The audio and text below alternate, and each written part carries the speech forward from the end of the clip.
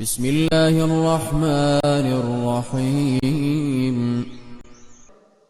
Үйіңді дайыма таза тұтқын, қонақ айттырбай келеді. Жүрегіңді дайыма таза тұтқын, өлім айттырбай келеді депчи. Жүрегіңіз дайыма ошол өлімге даярбы, даяр эмеспи?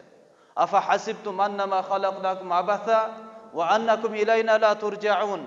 Эмне силер ойлоп жатасыңарбы дейт Куранда Аллах Таала. Биз силерди жөн эле ойноп жараттык деп ойлоп жатасыңарбы? Жана чындыгында силер бизге кайтарылып келбейбиз деп ойлоп жатасыңарбы?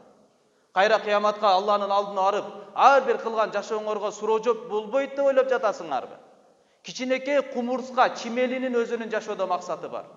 Чоң пилдердин жашоодогу максаты бар. Күндүн чыгып кирүүсүнүн максаты бар.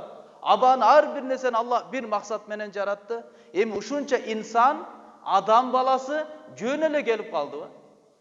Жөн эле айбандар сыяктуу эле үй бүлө куруп, напсысынын каалоосуну кандырып, ошо менен жашаш үчүн эле келип калдыбы? Афа хасибтум аннама халакнакум абаса, эмне ойноп жашап жүрөбүз деп ойлоп атасыңарбы дейт Аллах Таала. Жөн эле биз силерди дүйнөгө алып келип койгон жерибиз жок. Балким чоң бир максат менен Аллах Тааланы ыраазы кылыш үчүн, бири-бирибизге рахат жеткириш үчүн, ар бирибиздин көңүлүбүздү, дуабызды алып калуу үчүн